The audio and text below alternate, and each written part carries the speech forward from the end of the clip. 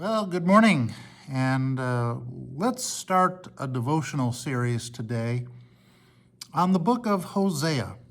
I'm going to try to do a chapter per day as we do this, and Hosea is the first of the minor prophets, at least as they are ordered in the Old Testament.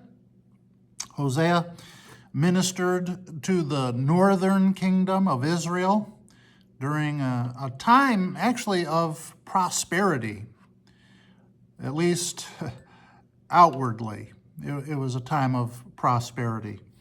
Inward spiritual decline, though, was going on, and the people were religious, but their hearts had really drifted from God. And idolatry was pretty widespread at this point in history, and which is tragic because these are God's covenant people, and they're pursuing other gods and trusting in other sources of security. So into that situation, God called Hosea to do something extraordinary. And it turns out that Hosea's personal life is going to become a living illustration of God's relationship with his people. And the key thought, as we look at this first chapter, is that God's love remains faithful even when his people are unfaithful.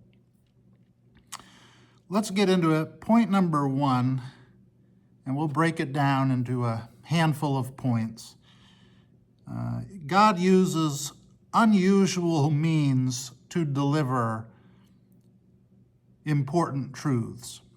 Verse 1 of chapter 1, the word of the Lord that came to Hosea, the son of Beeri, during the reigns of Uzziah, Jotham, Ahaz, and Hezekiah, kings of Judah, and during the reign of Jeroboam, son of Jehoash, king of Israel. When the Lord began to speak through Hosea, the Lord said to him, "Go, marry a promiscuous woman and have children with her, for like an adulterous wife, this land is guilty of unfaithfulness to the Lord." So he married Gomer, daughter of Diblaim,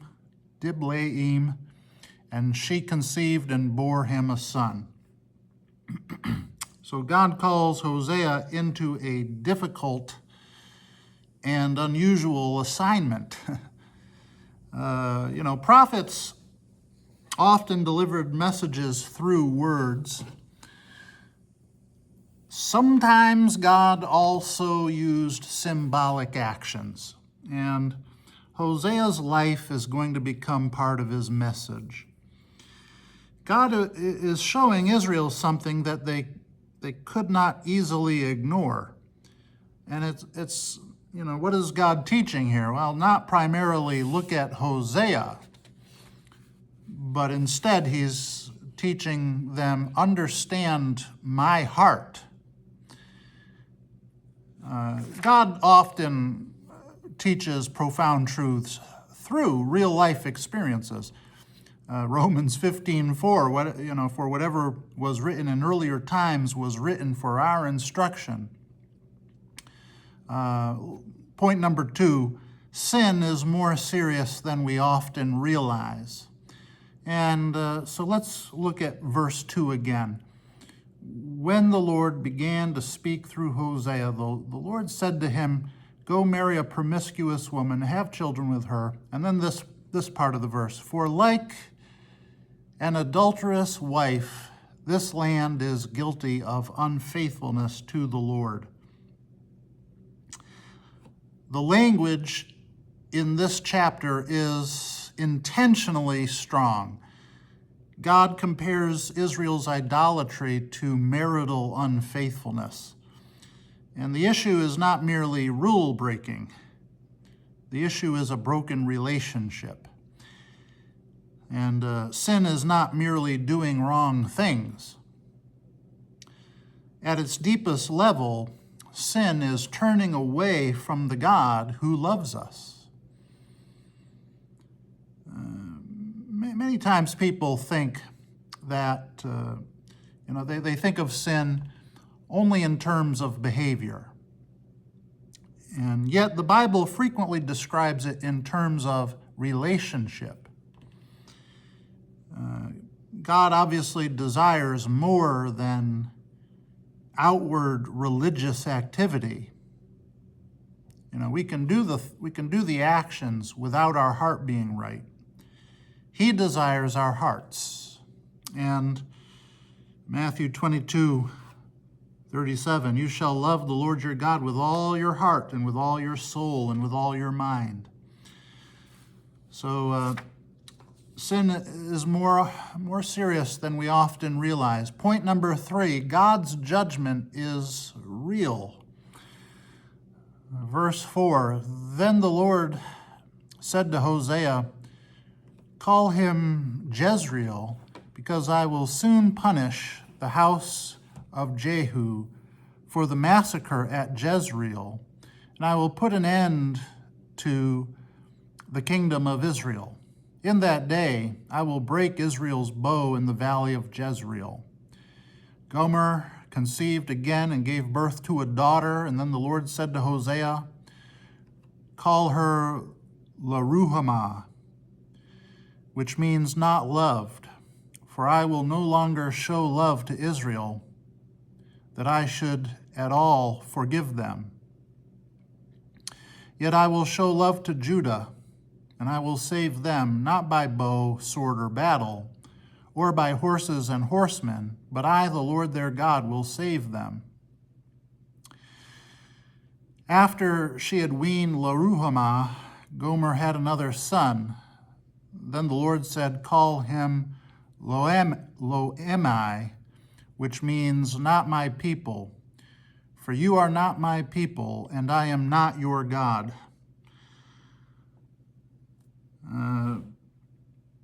The names of Hosea's children become prophetic messages.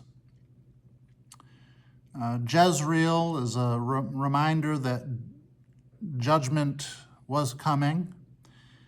Laruhamah, that means no mercy, a warning that God's patience should not be taken for granted.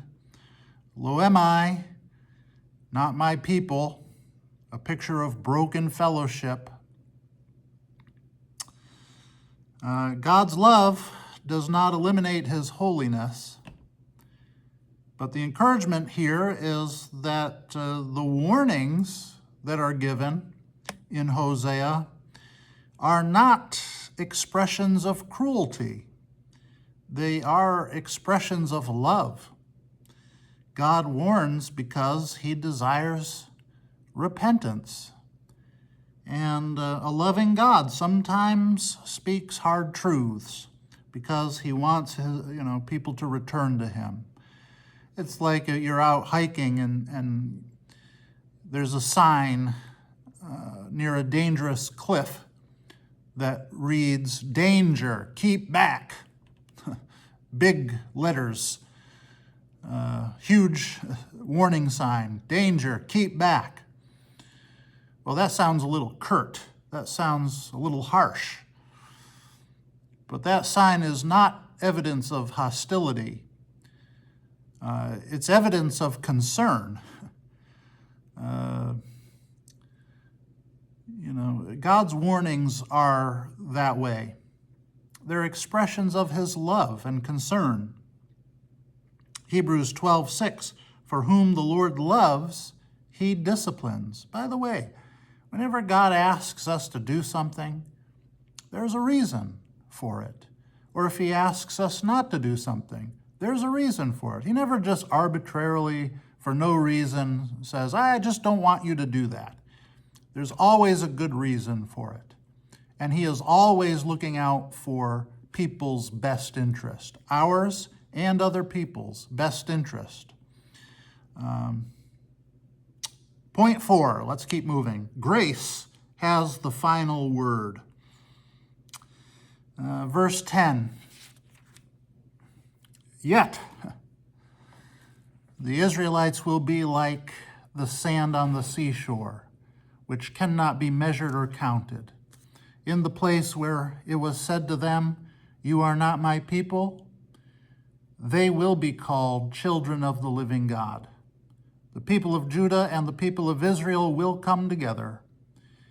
They will appoint one leader and will come up out of the land, for great will be the day of Jezreel. So, suddenly the chapter changes. And after warnings of judgment come promises of restoration. God is not finished with his people. Judgment is not his final goal. Restoration is. Notice the contrast. Earlier, and I mean just a few verses earlier, it was not my people. Now it's you are sons of the living God. Earlier it was broken relationship. Now it's renewed relationship. And there's an important lesson there that God's purpose is ultimately redemption. That's the story of the Bible. The Bible repeatedly moves from failure to grace, from judgment to restoration. Romans 5:20, where sin increased, grace abounded all the more.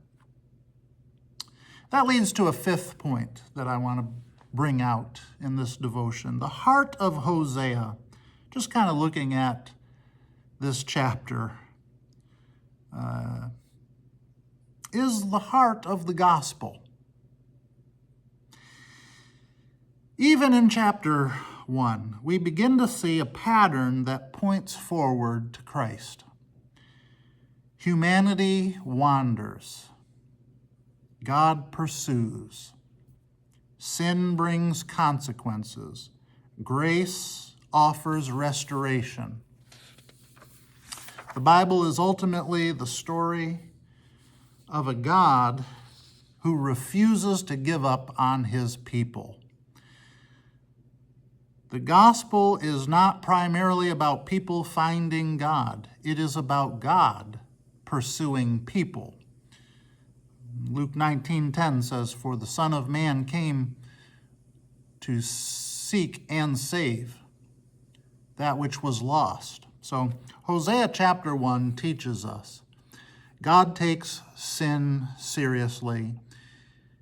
He desires relationship, not mere religion.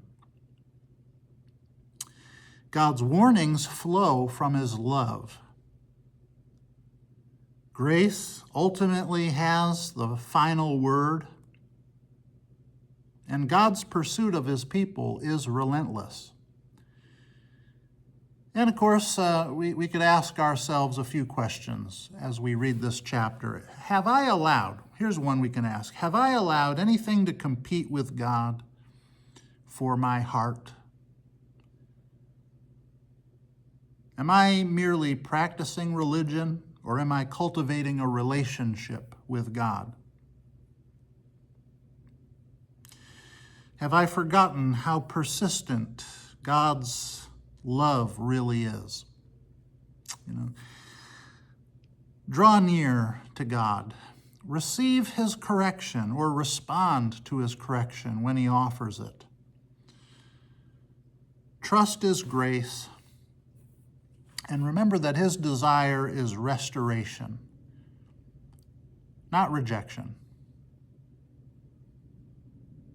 That's it for chapter 1. We'll see you tomorrow. Bye-bye.